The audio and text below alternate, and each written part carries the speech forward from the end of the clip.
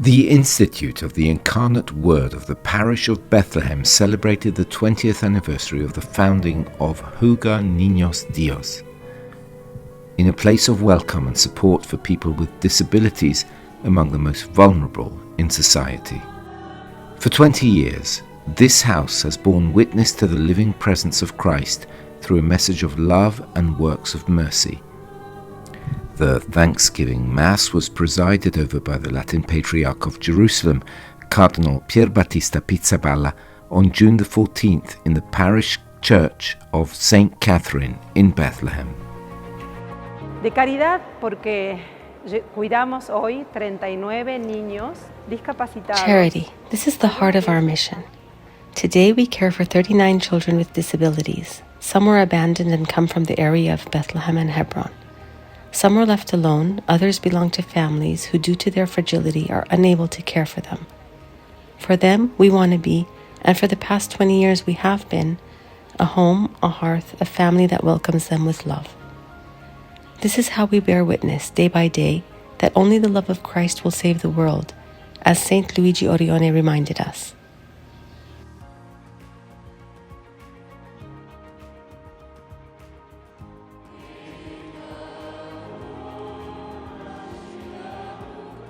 Y también la casa quiere ser un testimonio de paz, porque acogemos en nuestra casa niños cristianos, niños musulmanes. The Hogar Niños Dios home also wants to be a witness to peace. We welcome Christian and Muslim children side by side.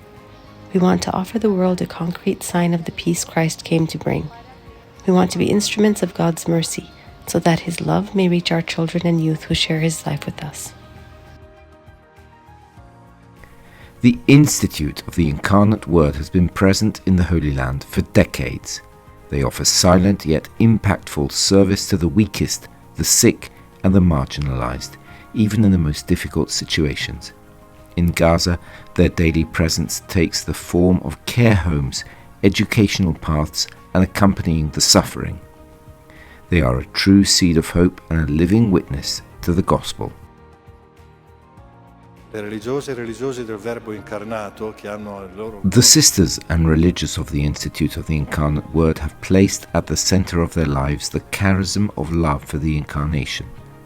They have always marked their presence in our diocese by serving the poorest and the most fragile realities of life, often the most abandoned. In a delicate regional context marked by the conflict between Iran and Israel, Cardinal Pizzaballa emphasized, in these days, but really for far too long, we have witnessed the language of power, of force, of violence and domination. Here, we experience it firsthand, and once again, we see it clearly in these times. Behind it all are the consequences: pain, suffering, hatred, rejection, realities we unfortunately live with daily. It is also a language of falsehood, which now seems to dominate the world. If we look at our lives only in the present moment, it may seem there is no room for the future, no place for hope.